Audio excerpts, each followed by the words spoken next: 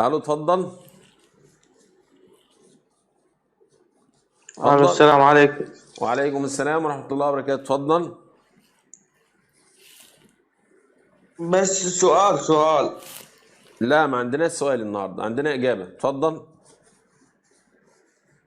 ليش تكرهون الإمام علي عليه السلام؟ ليش ايه؟ ليش تكرهون الإمام علي عليه السلام؟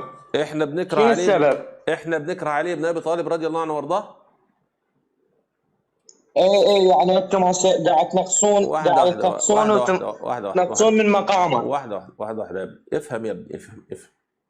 اولا انت لما تيجي تقول لي علي بن ابي طالب خالق السماوات وخالق الاراضين، وعلي بن ابي طالب يعلم ما كان وما يكون وكيف كان، ويعلم ما في اصلاب الرجال وارحام النساء، ويعلم متى يموت وكيف يموت ولا يموت الا باختيار منه، وما عندكش دليل واحد على الكلام اللي انت بتقوله. فلما احنا نيجي نقول كل ان هذه، هذه لو سمحت الصفات لو سمحت كل خلينا هذه اكمل. مش الصفات هكمل. خلاص، من النهارده كده اللي مش هيخليني اكمل هقطع عليه لحد ما اكمل. فانت حضرتك اللي نفسها بتليه الاشياء دي كلها، وكفرتوا الناس على امامه مش موجوده في القران الكريم. فلما نيجي احنا نقول ان علي بن ابي طالب ليس بهذه الصفات كلها، وان كانت فيه هذه الصفات كلها لم تذكر في القران الكريم، فده معناه ان هو مش كره لعلي بن ابي طالب، معناه ان احنا بننفي عنه المغالاه بتاعتكم انتم. تمام؟ وصلت المعلومه؟ يا رب تكون وصلت، ولا اظن. اتفضل. كل كل هذه الصفات التي تكلمت عنها الشيعة بريئين من عندها، وما عندهم اي شيء. هاي انتم قاعد تضحكون على ناسكم انه الشيعة يقولون ان الامام علي يعلم ما بالكون. هاي كلها كلاوات، والامام علي واحده بريء واحده من عندكم. واحده لا، واحده. خلاص وضحت المساله. بص يا سيدي، بسيطه جدا. بص كده على الشاشة، هنختبر الحاج جوجل وهو هيقول لنا. تمام؟ الإمام يعلم متى يموت وكيف يموت ولا يموت إلا. ماشي؟ أهو شفت الحاج جوجل معانا إزاي؟ دخلنا على الكافي. دخلنا عن كافي. تمام؟ قال إيه؟ أهو الكافي أهو. أن الأئمة عليهم السلام إذا شاءوا أن يعلموا علموا. تمام؟ أن الأئمة عليهم السلام يعلمون متى يموتون، وأنهم لا يموتون إلا باختيار منهم. يعني الكيلوات دي مش عندنا احنا، الكيلوات دي عندكم انتوا اللي اخترعتوها مش احنا. عندك ايه شو تاني يا اسمه ابني؟ الكتاب شو اسمه؟ الكتاب اهو، اتفضل اهو. الكافي الجزء الأول صفحة 258.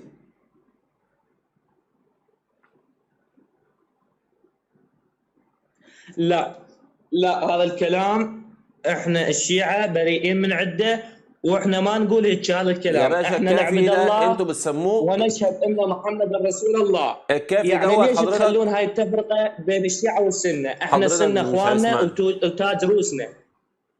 بص يا غالي، انا مقدر ان انت في حاجات كتير ما تفهمهاش، لكن للاسف الشديد ايه.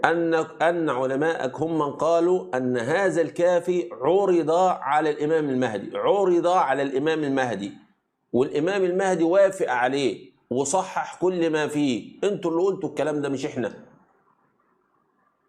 هسه عوفنا احنا من هذا الجانب، عوفنا من جانب انه يعلم ما بالارحام. نجي لموضوعك، انت تقول الامام علي عليه السلام لم يذكر في القرآن الكريم.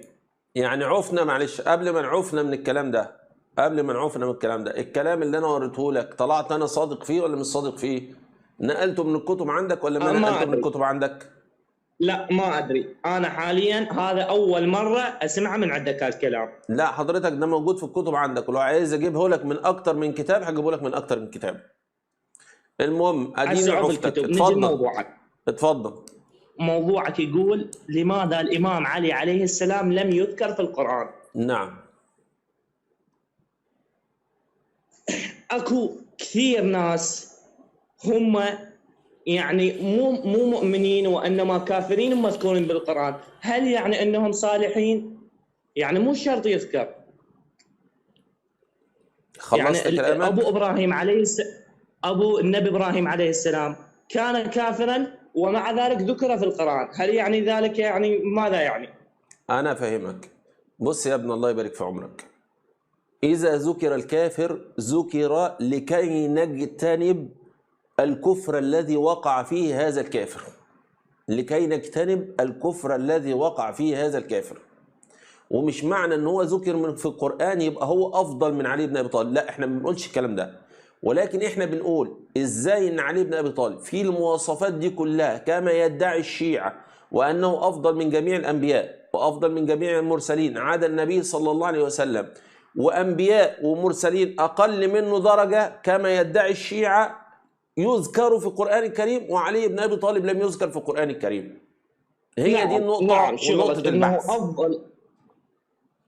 شغلة انه افضل من الانبياء ما عدا النبي محمد، هو النبي محمد صلى الله عليه واله وسلم هو اللي بينها، قال انت خير الناس من بعدي. هذا الحديث متوارد وموجود، انت ده مش خير الناس موجود من بعدي. موجود مش موجود. وبعدين لا، خير، موجود. معلش واحده موجود هذا واحده الحديث. واحده انت انت حضرتك بمنزلة واحده هارون من موسى موجود. واحده انت حضرتك بس بتفهم الكلام، انت بتفهم الكلام اللي انت بتطلعه من لسانك. انت بتقول حتى لو افترضنا ان دي روايه والروايه دي صحيحه، بيقول ايه؟ هو خير الناس من بعدي، يعني من بعد النبي صلى الله عليه وسلم، يعني خير الناس بعد النبي صلى الله عليه وسلم. طب الانبياء دول قبل النبي صلى الله عليه وسلم مش بعد النبي صلى الله عليه وسلم. فلو سمحت لما تخرج كلام حاول تمرره على عقلك قبل ما تخرجه. نعم. زين، شو رايك بآية التطهير انما يريد الله ان يذهب عنكم الرجس؟ باشا لو جبنا مليون واحد عربي، مش هقول لك مسلم، لو جبنا مليون واحد عربي وقلنا له اتفضل اقرا الايات من البدايه للنهايه وطلع لنا منها اسم علي بن ابي طالب، لا هيلاقي اسم علي بن ابي طالب، ولا هيلاقي اسم الحسين، ولا هيلاقي اسم الحسن، ولا هيلاقي اسم فاطمه اصلا كمان. تمام. يعني انت تريد ذكر بالاسم. واخد بالك؟ لا احنا مش المشكله، مش المساله مش كده. المساله لازم تفهم يعني احنا عايزين نوصل ليه. اسمعني بس ذكر بالقران ان يا ابني اسمعني يا ابني الامام علي، ان الامام علي هو يا ابني اسمعني يا ابني اسمعني يا ابني اسمعني. بص يا ابني، هناك انبياء ذكروا بالخلافه، يعني خلافه انبياء ذكروا بالخلافه، انبياء ذكروا بالخلافه، وانبياء ذكروا بالصلاح، وانبياء ذكروا بالامامه. فمعنى ان هم ذكروا بالخلافه مش هيبقى ما بيننا احنا مسلمين هل النبي ده خليفه ولا مش خليفه، هل النبي ده امام ولا مش امام. ليه؟ لانهم ذكروا في القران، فخلاص القران قطع المساله، قطع الخلاف. تمام؟ قطع الخلاف. محمد رسول الله، مفيش حد هيجي يقول لك لا محمد مش رسول نبي بس. تمام؟ فيجي خلاص المساله قطعت. فازاي مسألة مهمة زي إمامة علي بن أبي طالب رضي الله عنه وارضاه لا تذكر في القرآن حتى لا يضل الناس بعد النبي صلى الله عليه وسلم؟ وضحت؟ تمام. زين، اكو شيء أهم من الصلاة؟ أيوة الصلاة ذكرت في القرآن. اكو شيء أهم من عدها؟ الصلاة ذكرت في القرآن، ما أنا قلت لك الصلاة ذكرت في القرآن. ايه، اسالك اكو شيء اهم من عدها؟ ما اكو شيء اهم، مو صحيح؟ لا مش مسألة في اكو شيء اهم ولا مش مهم. طب ما الحج مهم، طب ما الزكاة مهم. تمام. يعني دي زي دي زي دي زي دي. بس افهمني شلون او كيف عرفنا احنا انه صلاة الصبح ركعتين، صلاة الظهر 4 ركعات مذكورة بالقرآن؟ اعطينا آية تقول انه صلاة الظهر 4 ركعات، وصلاة المغرب 3 ركعات، وصلاة العشاء 4 ركعات. هفهمك يا ابني. تمام؟ انت شاب ولازم تفهم. بص يا ابني، كلمة الصلاة وكلمة الزكاة وكلمة الصوم وكلمة الحج كلهم جاءوا في القرآن الكريم. تمام؟ الكيفية جت في السنة مفيش مشكلة، الكيفية جت في السنة مفيش مشكلة. طيب اشلون يعني؟ ازاي يعني اقول لك انا لما يجي اسم علي بن ابي طالب علي ولي الله، يبقى خلاص كلنا عرفنا ان علي ولي الله. ازاي بقى يمسك الامامه، وازاي يمسك الحكم، وازاي يدير الحكم ويدير الامامه، دي جاءت في السنه مفيش مشكله. ولكن الشيء القطعي ان هو خلاص محمد رسول الله، علي ولي الله، وانتهت المساله. ازاي بقى اداره الصلاه؟ مش مشكله تيجي في السنه. إدارة الزكاة مش مشكلة تيجي في السنة. إزاي نحج مش مشكلة تيجي في السنة. وضحت؟ لكن أصل المسألة جه في القرآن، ألا وهي الصلاة.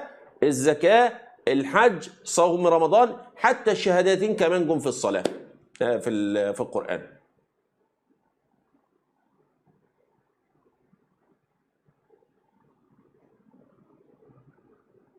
ايه تاني؟ سامعني؟ ايوه، ايه تاني؟ قول.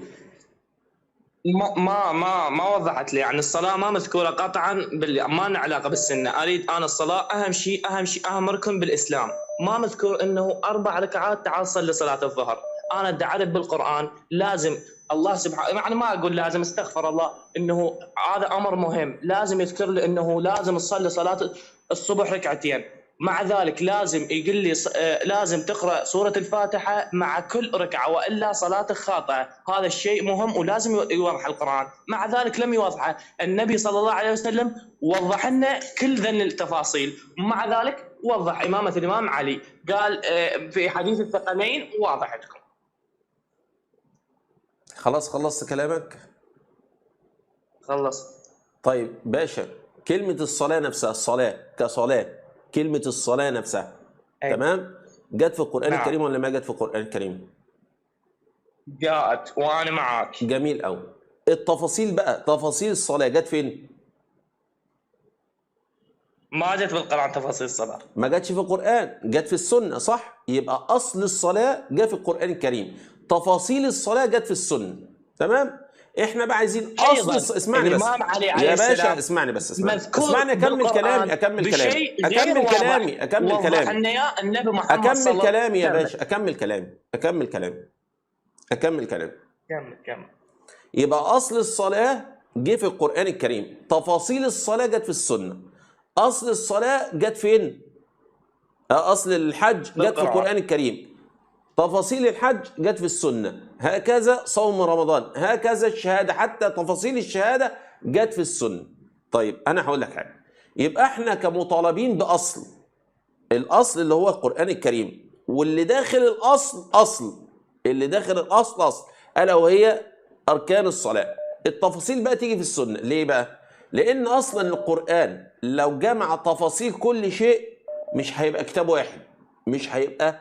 واحد، ده هيبقى مكتبة، ومكتبة مهولة وصعب على الناس حفظها. لأن أنت لو جبنا الصلاة، طب تفاصيل الصلاة، طب سنة الصلاة، طب أدعية الصلاة، طب تقول إيه في الصلاة، يبقى مش هيبقى قرآن كريم، ده هيبقى قرآن كريم. تمام، دي النقطة الأولى. ولكن الأصول تأتي في القرآن الكريم. اسمعني بس، اسمعني يا باشا، اسمعني. لا لازم أقاطعك، يا باشا، طب اسمعني أخلص وأخليك تاخد الكلمة، ما تخافش. فاصل اسمعني بس، الإمام علي أيضا إذا ذكر كل ساعة بالقرآن هم يصير مو قرآن، هم يصير يعني يصير بالألف صفحة. يا باشا ما فيش حاجة اسمها 1000 صفحة. علي ولي الله، خلصت. طب بص، أنا هديك مثال بسيط. بص يعني شنو يا باشا، استنى بس، على الله هديك سبحانه مثال وتعالى. سورة الأنبياء. ما صار ما صار. يا باشا اسمعني بس، هديك مثال بسيط، هديك مثال بسيط بس، هديك مثال بسيط. رب العالمين يا باشا باشا باشا باشا رب العالمين باشا يمكن اسمع بس، اسمع يلا سؤال يا باشا، اسمع بس، اسمع بالله عليك، اسمع. بص يا باشا، روح على الآية، على سورة الأنبياء اهي قدامك. ووهبنا له إسحاق ويعقوب نافلة وكلا جعلنا صالحين وجعلناهم أئمة يهدون بأمرنا. اسمعني بس، وجعلناهم أئمة يهدون بأمرنا. يبقى إذن المسألة إيه؟ خلصت هنا. يبقى خلاص سيدنا إسحاق وسيدنا يعقوب الله عز وجل جعلهم أئمة. أئمة فين؟ وأئمة إزاي؟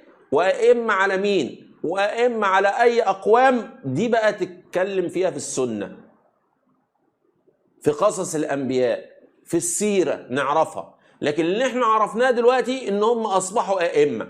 فخلاص ما يجي شيعي، ما يجي أي واحد مسلم يقول لك لا، ليس إسحاق إمام وليس يعقوب إمام، وكذلك طبعا إمام سيدنا إبراهيم وذرية سيدنا إبراهيم، وقصة طويلة. يبقى هنا القرآن الكريم اختصر المسافات في إيه؟ في كلمتين. فكان المفترض لو علي بن أبي طالب هو الخليفة بعد النبي صلى الله عليه وسلم، وهو بذلك الأهمية التي اصطنعها الشيعة لعلي بن أبي طالب، والصفات التي وضعها الشيعة في علي بن أبي طالب، كان يجب أن يأتي في القرآن. علي ولي الله، انتهت القصة.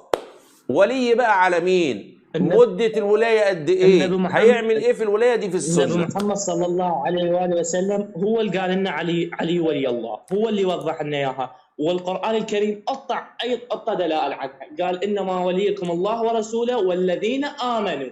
الامن الامام علي كله احنا نعرفه من المؤمنين، اذا هو ولينا بعد خلص يعني. يا باشا معلش الآية اللي حضرتك ذكرتها دي في سورة ايه؟ سورة المائدة آية 55 مش كده؟ ايه كده. آية 55 في سورة المائدة، متأكد إنها في ولاية علي بن أبي طالب؟ حسب تفسيرنا إنه متأكد. جميل. وأنا هل اسمعني واحدة واحدة خلاص، واحدة بالله عليك عايزين ناخد وداد دي على طول كده. أنت متأكد إن الآية 55 في ولاية علي بن أبي طالب، وأنها تدل على الولاية، وأنها تدل على الإمام، وتدل على الخلافة، صح؟ وأن النبي صلى الله عليه وسلم بهذه الآية بلغ الولاية، صح؟ صح. طيب هنروح لسورة المائدة أهو مع بعض، سورة المائدة. ماشي؟ هنروح على سورة المائدة الآية 55 زي ما حضرتك تفضلت. على السريع كده بس، مش هناخد من وقتك كتير إن شاء الله. لا وقتها فارغ ما عندي شيء. ماشي مفيش مشكلة. آدي الآية 55 شايفها؟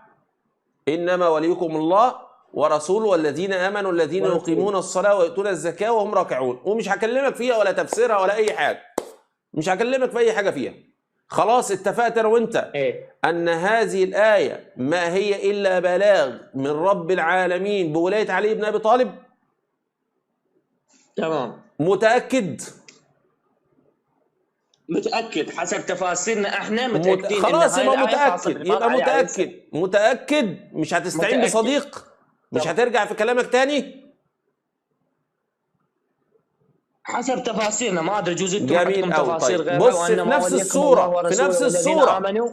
في نفس السورة الآية 67. يا باشا اسمعني بس يا باشا، في نفس السورة الآية يا باشا اسمعني، أكمل كلامي لو سمحت. أكمل كلامي. ممكن الكلام لك يا باشا أكمل كلامي بس، أكمل كلامي يا باشا، أكمل كلامي. إحنا اتفقنا إن الآية دي بلاغ من النبي صلى الله عليه وسلم بولاية علي، صح؟ خلاص انتهينا. الآية 67 من الله الآية 67 تنفي الآية 67 تنفي أنها بلاغ. إزاي يا وليد؟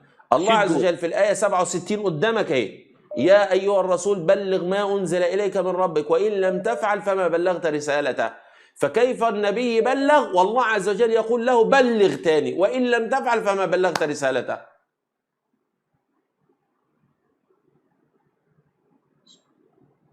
من نفس السورة. عادي في سورة البقرة هم اكو آية تقول يا آدم اسكن أنت وزوجك الجنة وكلها منها رغدا حيث شئتما. والسورة بعدها اكو سورة تقول نسيتها والله يا باشا. احنا في سورة واحدة دلوقتي، الآية 55 والآية 67. ازاي في الآية 55 قد بلغ وفي الآية 67 ربنا بيقول له بلغ؟ هسه في الآية 67 الآية 65. شكرا الآية لك. 65. شكرا لك يا ابني. لا انا ما اعوفش، انا اعوفك انت. مفيش حاجة اسمها عوف في القرآن. الو السلام عليكم. تأدبوا مع القرآن، مفيش حاجة اسمها عوف في الآية القرآن.